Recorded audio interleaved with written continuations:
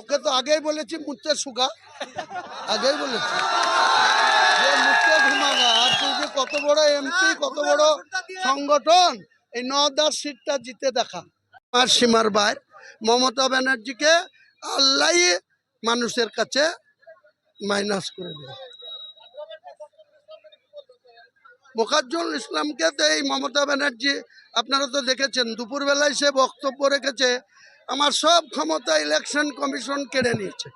আবার সেই রাত্রে বলছে, আপনারা দেখবেন ওই মোকাররুল ইসলাম যেখানে গাড়ির বন্নেটে উঠে বক্তৃতা করছিল, আর যেখানে ওই মোথাবাড়ি ব্লক, ওটার ডিস্টেন্স ছিল 13 কিলোমিটার। তাহলে যদি ও অন্যায় করলো, তাহলে মালদার এসপি, মালদার এডিএম তার কাছে ছিল, তাকে গ্রেপ্তার না করে সে যখন বাগডোগরা বিমানবন্দরে গেল কলকাতায় ফেরার জন্য, তাকে তো সেদিন মমতা ব্যানার্জির সিআইডি যে গ্রেপ্তার করেছে, ও নিজেই ক্রেডিটলি বলেছে আমার সিআইডি গ্রেপ্তার করেছে, বলেছে কি না? দেখুন গা, তাকে আজকে এনআইএর হাতে তুলে দিচ্ছে। তাহলে বেলডাঙ্গাতে সামান্য রাস্তা অবরোধ করার দায়ে 36 জন মুসলমানকে বেলডাঙ্গা থানার আইসি সুমিত তালুকদার অ্যারেস্ট করেছিল, যাদের সেকশন ছিল 15 দিনে বেল হয়ে যাওয়ার কথা। 17 জানুয়ারি 2026 অ্যারেস্ট হয়েছিল শনিবার। আজকে কত ভাই? এপ্রিলের 9 তারিখ। ক মাস ধরে তাদেরকে কিন্তু পরবর্তীকালে ওই এনআইএর হাতে তুলে দিল। তাহলে বিজেপির সাথে আরএসএস এর সাথে কার চেন আছে? আপনারা মুসলমান সমাজ, আপনারা ঠান্ডা মাথায় রাত্রে ঘুমাতে গিয়ে চিন্তা করবেন যে মমতা ব্যানার্জি কত বড় মুসলমানদের শত্রু।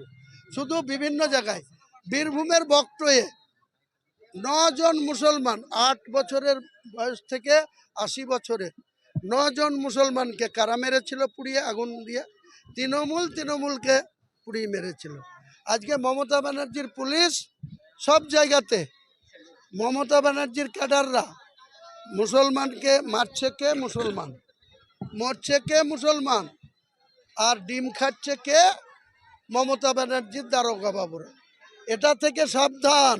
একে যদি আগামী দিনে আবার ভোট দিয়ে ক্ষমতায় আনেন না, তা বাংলাটার মুসলমানদের আর ইমান বলে কিছু থাকবে না, সমস্ত ইমান নষ্ট করে দেবে।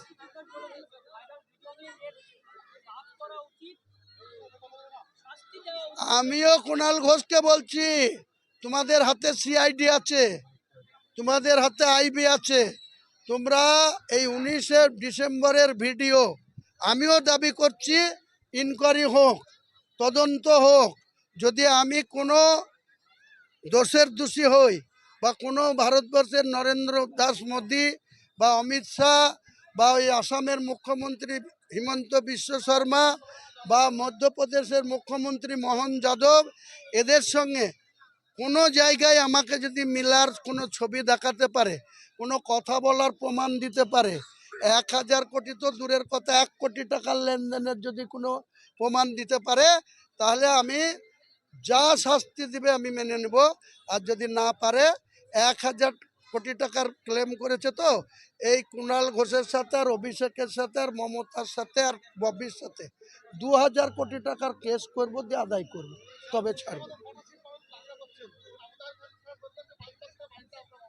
ওকে তো আগেই বলেছি মুচ্ছে সুগা, আগেই বলেছি যে মুচ্ছে ঘুমাগা। আর তুই যে কত বড় এমপি, কত বড় সংগঠন, এই 9-10 সিটটা জিতে দেখা, তারপরে ওই মুর্শিদাবাদের 22টা খবর।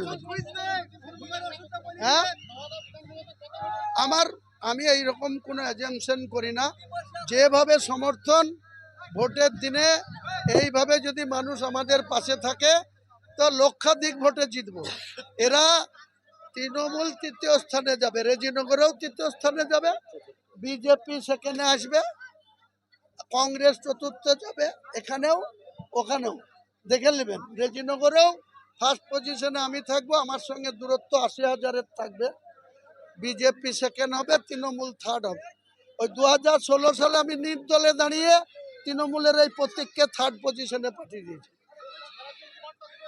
হ্যাঁ, গোটা মুর্শিদাবাদ জেলার মানুষ যেভাবে আমার পাশে আছে, যেভাবে আমাকে সমর্থন করছে, আমাকে পেয়ার দিচ্ছে, আমাকে ভালোবাসছে, আমি মনে করি মুর্শিদাবাদের 22টা আসনের মধ্যে আমরা 14টা আসন আম জনতা উন্নয়ন পার্টি জিতবো।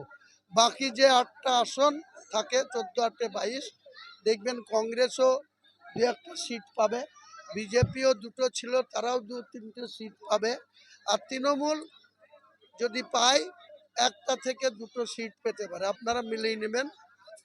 4 মে গণনা কেন্দ্রে মিলিয়ে নেবেন।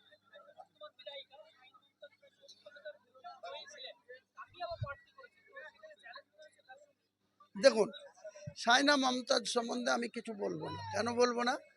একটা মুসলিম পরিবারের গৃহবধূ, ও আমার বোনের মতো, সে আমার বিরোধী হিসাবে তৃণমূল দলের প্রতিদ্বন্দ্বী প্রার্থী।